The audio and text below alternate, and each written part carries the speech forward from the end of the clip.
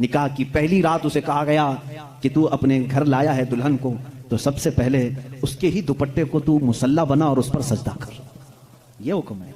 औरत की इज्जत ना होती तो हम मुसल्ला बनाते उसके दुपट्टे को। पहली रात कहा गया है। अस्सलाम वालेकुम वरहमतुल्लाहि वबरकातुहू। उम्मीद है आप सब खैरत से होंगे। मैं भी अल्हम्दुलिल्लाह अल्लाह का लाख लाख शुक्र है सन खैरत से हूँ। और इंशाअल्लाह जिस वीडियो के रिएक्शन है दोस्तों, बड़ी इंपॉर्टेंट वीडियो, बड़ी बेहतरीन वीडियो। ये वीडियो है मुफ्ती सलमान आज़री साहब की। बहुत बेहतरीन बयान है दोस्तों। शादी ब्याह का माहौल चल रहा है और इस माहौल में अक्सर लोगों को पता नहीं है, चाहे नौजवान लड़के हों चाहे लड़कियाँ हों, कि जब शादी होती है, पहली बात तो शादी सुन्नत रसूल है, शादी करना चाहिए। शादी के बगैर इंसान अधूरा है, उसकी ज़िंदगी अधूरी है। शादी बहुत बड़ा समझ लीजिए एक फ़रीज़ा है जिसको आदमी अदा करता है। लेकिन शादी के बाद का जो मामला होता है, जब दुल्हन, दोस्तों इस टॉपिक पे मैं पहली बार वीडियो बना रहा हूँ, लेकिन शरीयत ने क्या हुक्म दिया है ये सब कुछ हर इंसान को ज़रूर मालूम होना चाहिए। और अगर नहीं मालूम है तो अपने उलमाओं से ज़रूर पता करना चाहिए और इसमें बिल्कुल भी झिझकना नहीं चाहिए और शर्माना भी नहीं चाहिए, क्योंकि ये शरीयत का मामला है और इसमें अगर कोई गलती, कोई गुस्ताखी हो गई तो ज़िंदगी भर अफसोस पछताना पड़ेगा। तो इसलिए हर चीज़ की मालूमात होना बहुत ज़रूरी है। और इस वीडियो पर इसीलिए रिएक्शन दे रहा हूँ दोस्तों, ताकि हर नौजवान लड़का हो चाहे लड़की हो उस वीडियो को देखे और इससे इबरत ले और किस तरह से ज़िंदगी बताने का हुक्म है शरीयत में, उस पर अमल करने की पूरी कोशिश करा करें। और जो पहली रात का जो मामला होता है दोस्तों, बहुत अहम होता है। होना तो ये चाहिए कि जब नमाज़ पढ़ी जाती है 2 रकात शुक्राने की, तो अपनी बीवी का दुपट्टे पे ही अगर उसको जानेमाज़ बना के नमाज़ पढ़े तो अल्लाह बहुत खुश होता है और दोनों को नमाज़ पढ़ना चाहिए। तो मैं आइए कुछ नहीं कहूँगा, आप लोग इस वीडियो को पूरा देखिए, बहुत ही गौर से सुनिएगा और इस पर अमल करने की कोशिश भी करिएगा। जितना हो सके इसको शेयर भी करिएगा ताकि हर इंसान इसको देखे, समझे और इस पर अमल करने की कोशिश करे, क्योंकि शरीयत ने हर चीज़ की एक एक चीज़ बता दी है, पाबंदी से उसको करना चाहिए हर इंसान को दोस्तों। तो चलिए पहले हम लोग वीडियो देखते हैं, फिर उसके बाद बात करते हैं। निकाह की पहली रात उसे कहा गया कि तू अपने घर लाया है दुल्हन को, तो सबसे पहले उसके ही दुपट्टे को तू मुसल्ला बना और उस पर सजदा कर। ये हुक्म है। औरत की इज्जत ना होती तो हम मुसल्ला बनाते उसके दुपट्टे को। पहली रात कहा गया है। यह और बात है कि मालूमात नहीं है नौजवानों को कि शादी के बाद पहली रात, ये भी सीखने की जरूरत है। उलमा से ये तमाम चीजें पूछ लेना चाहिए। जिसकी शादी हो रही है, दुल्हन आ रही है, तो हम उसकी इज्जत ही के लिए तो ये तमाम काम कर रहे हैं। और उसके बाद हुक्म ये दिया गया कि सबसे पहले उसके साथ बातचीत की शुरुआत करने से पहले उसकी पेशानी पर हाथ रखकर अल्लाह की बारगाह में ये कहो, ऐ अल्लाह, इसके अंदर जितनी तूने अच्छाइयां रखी हैं वो सब अच्छाइयां मुझे अता कर दे, और जितनी इसके अंदर बुराइयां हैं उन तमाम बुराइयों से मुझे तू बचा दे। यहां से तू शुरुआत कर। जाहिर सी बात है, मैंने उस वक्त महसूस किया, चंद दिनों पहले एक नौजवान को तलकीन कर रहे थे, पेशानी पर जहां बाल उगते हैं वहां हाथ रख करके दुआ करना। तो उसने पूछा कि हजरत दुआ तो ऐसे ही कर सकते हैं, पेशानी पर क्या? मैं भी चौंक गया।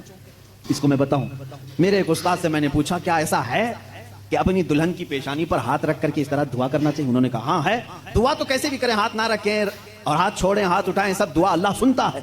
लेकिन इसलिए पेशानी पर रख करके दुआ करने के लिए कहा गया कि वो आज अपने वालिदैन को छोड़ करके आई है, उसके वसीले से अल्लाह जल्दी दुआ कबूल करेगा। उसका दिल मगमूम है, वो गमगीन है और गमज़दा लोगों के साथ मेरा मौला है।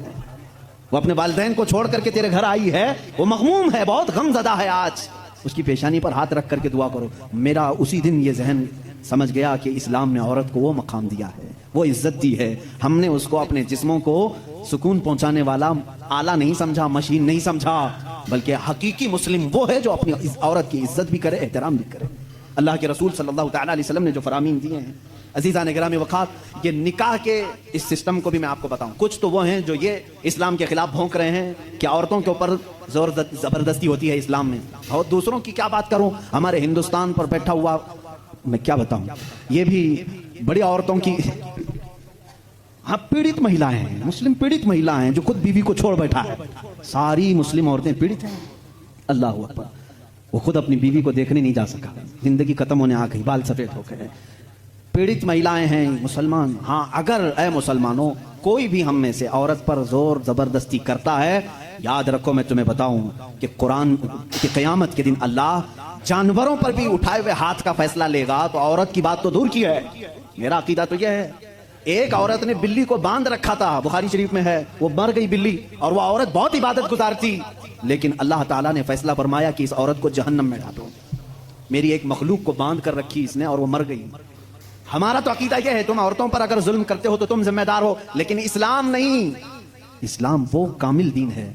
ये बेचारे क्या पढ़ पाएंगे जिनको कभी ढंग की स्पेलिंग नहीं आती, कभी हाँ, ये एक ऐसा होता है कि डमरू बजाओ तो कोई नाचता है। इसी तरह से कुछ लोग पीछे से कुछ लिख करके दें, कुछ बयान करने के लिए, तो कुछ लोग कह जाते हैं, उनको खुद नॉलेज नहीं होती। ऐसे ही कुछ लोग इस्लाम पर भी भोंकते हैं।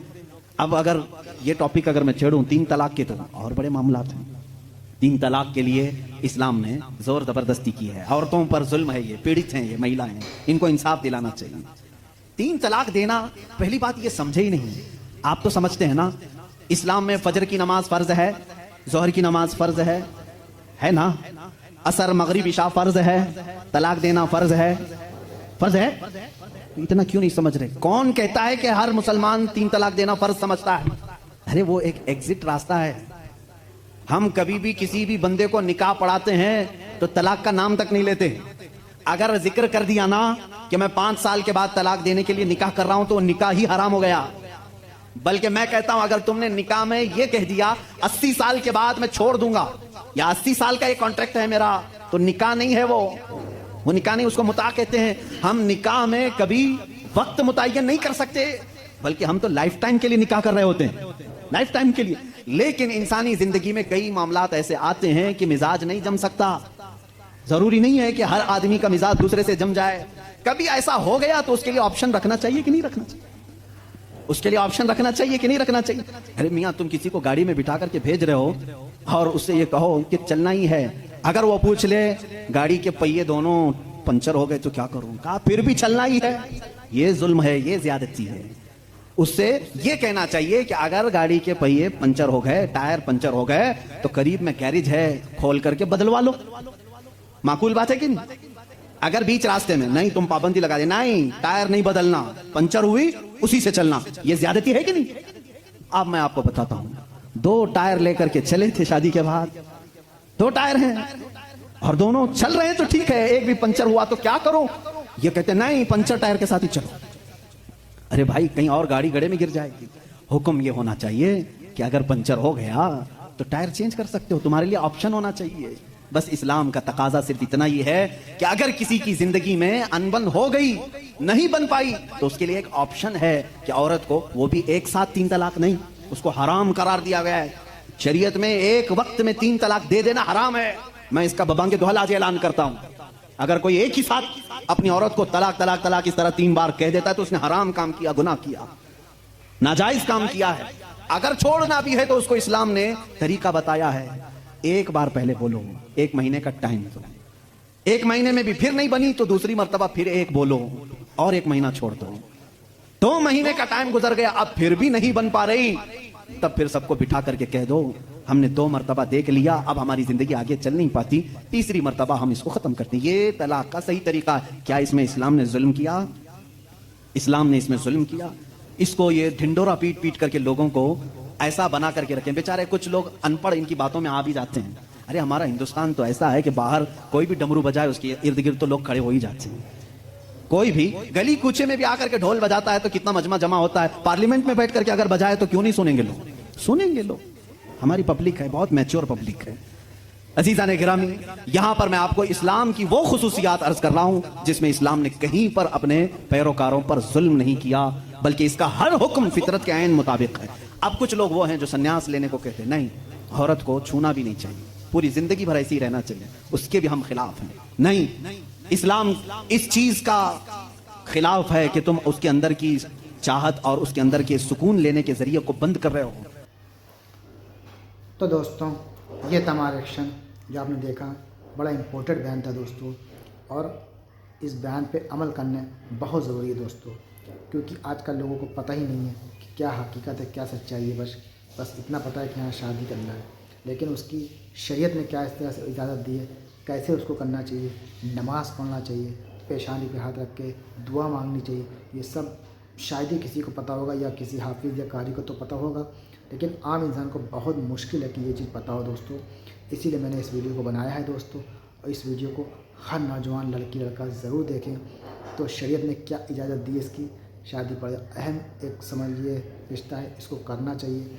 और बड़ी पाक और बहुत समझिए एक नाजुक डोर होती है ये, जो हर इंसान को ये सिखाती है कि क्या सही है क्या गलत है। तो दोस्तों, उम्मीद है आपको वीडियो अच्छी लगी होगी। वीडियो अच्छी लगी हो तो इसको शेयर ज़रूर करिएगा, हर आदमी इस पर ज़रूर अमल करे।